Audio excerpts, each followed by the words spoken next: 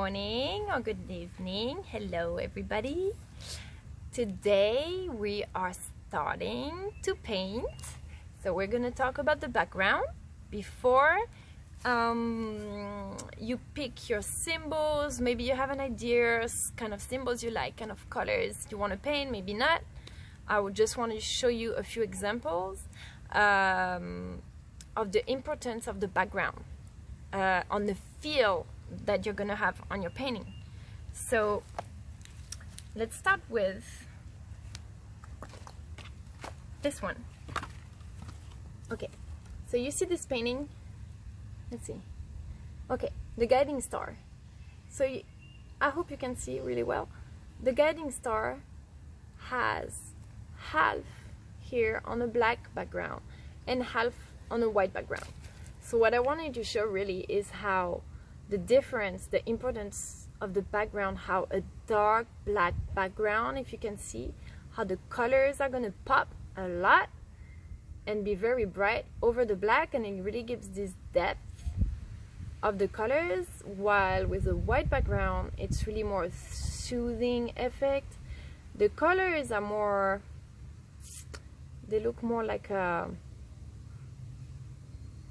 reflection, let's say, then actual color. It's more like a feel of colors. So think of it when you're gonna do your background.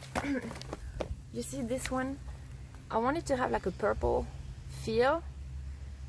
I wanted a purple feel, so I did a purple background, but then on top you see it's mostly blues and brighter colors. So my background is pretty dark because I wanted the colors on top to be to pop.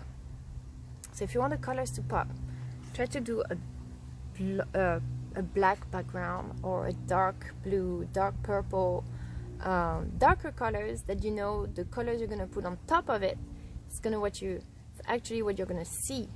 So if you want your painting to be blue and have colors that pop, blue, you don't want to put maybe blue on the background, you see. So you need to know before you do your background if you're going to want something that's soothing, like this one. It's more like tone on tone. You see, I did a kind of orange earth color background, like a clay colors background with all these vintage pink and gold and colors on top of it. So I wanted something really soothing, blending, just to have the color, the energy of the color on this one.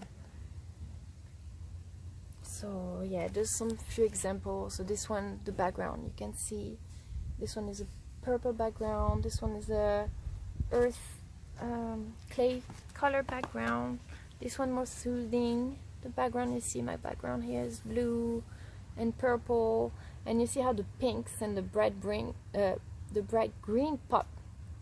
The blue parts don't contrast a lot, they're most blended, and the very bright colors like pink and contrasting colors, they pop. So think of that, think of what kind of colors you're going to want to see on top before you put your colors in a background. So I'm going to show you a little video now of me working on this little yin yang. So it's interesting because you're gonna see, I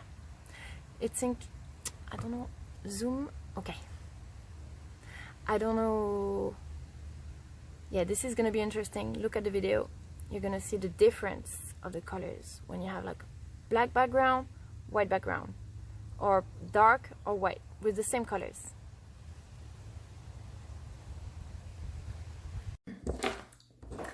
Okay, so let's paint this little yin and yang right now, just to practice. If you have the little canvases, that'd be awesome. So you can just practice on the small one before you get to do a big mandala. So you see, I traced around a circle with my compass, and then 2 circles, 2 half circles here.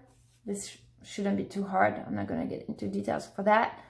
If you can do that, you can use the transfer paper, download the design or find it on your phone or internet, and then put the transfer paper over it we're gonna do that in the next videos. This would be kind of a little practice video. So I'm going to show you. So my first step, I'm going to paint the outline. Okay, I'm going to use my gold to paint the outline around it. But okay, so the secret is happening right now. Open your eyes. I have my paintbrush, my paint, my canvas. My secret now to do the dots, and this is probably the most important part for all the rest of it, is the amount of paint that you put on your brush and the pressure that you put on your canvas. So you see, I'm literally just like a dip. Just like, imagine it's guacamole and you have a chip and you're trying to dip your chip in there, okay? You're not trying to have just a little bit. You want to have, it's really, you're dipping into the paint, okay? And then you see I have a little bit, it's almost look like it's gonna drip, but it's not. As soon as you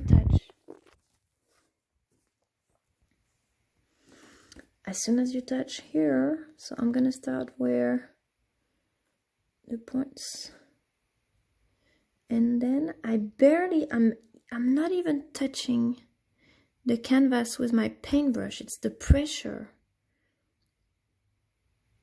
that you put on your painting, on your brush, that makes the bubble. So you want your bubble to be kind of 3D. So you want to have quite a bit of paint that falls in there, so you can have like a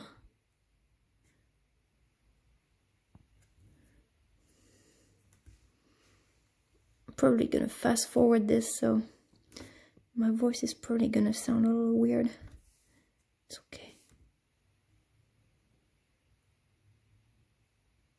Okay, I'm just following the line, but you see, I'm still, you see, I don't want it completely mushy, but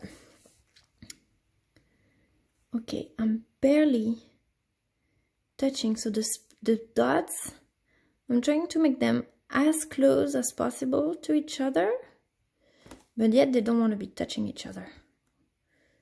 There is always that little space in between. So this is what's gonna give the 3D mosaic effect at the end when all your mandala is done. So I'm always starting like this with my outline. I did gold because it's neutral. It's not leaning towards white or towards the black too much. It's really, I love gold because the energy of the gold is so powerful. Such good healing vibes in the gold, like the sunlight. This is what makes me think of, it's like a jewelry, like a sunlight or a source of light, and you're painting jewelry pretty much. It's so precious once you add some gold to something. Did you see how the yin and yang was really basic? And as soon as I add up the gold to it, looks neat. All right.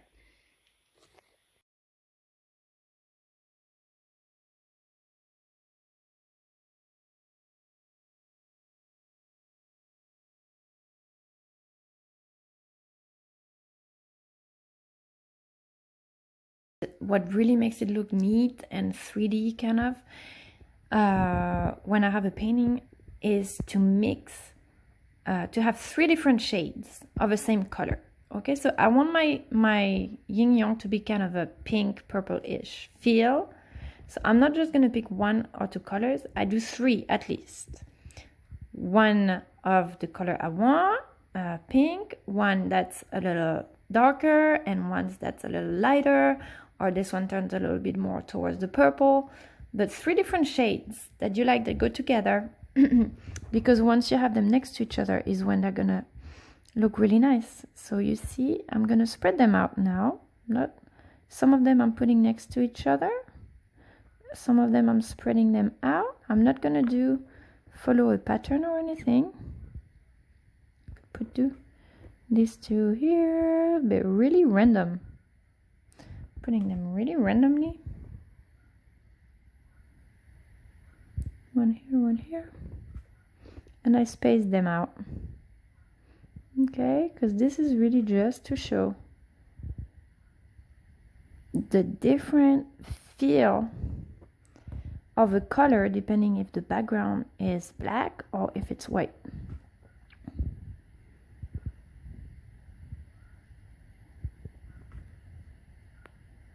Okay, gonna go with the other color.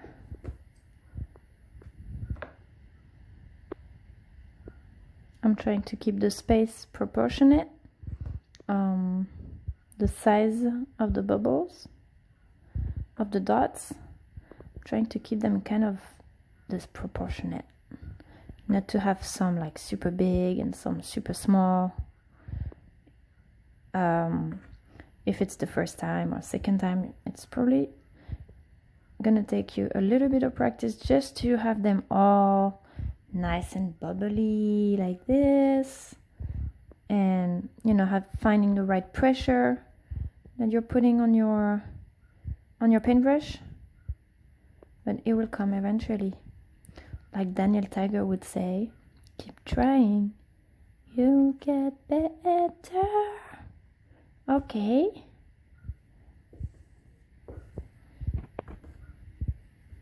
And now the third color. You see, the tool I picked was too big for this type of canvas. It's too small.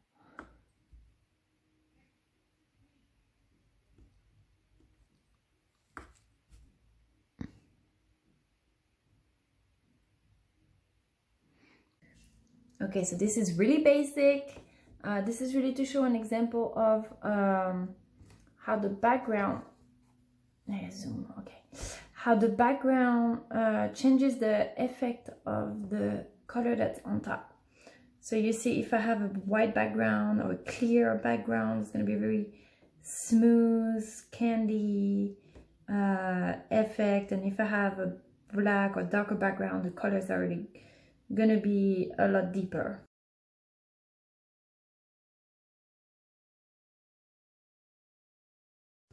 Okay, so for this one, I would like to do something really simple. It's our first mandala together. So we're just gonna do some very simple shapes. Just circle with the chakra colors.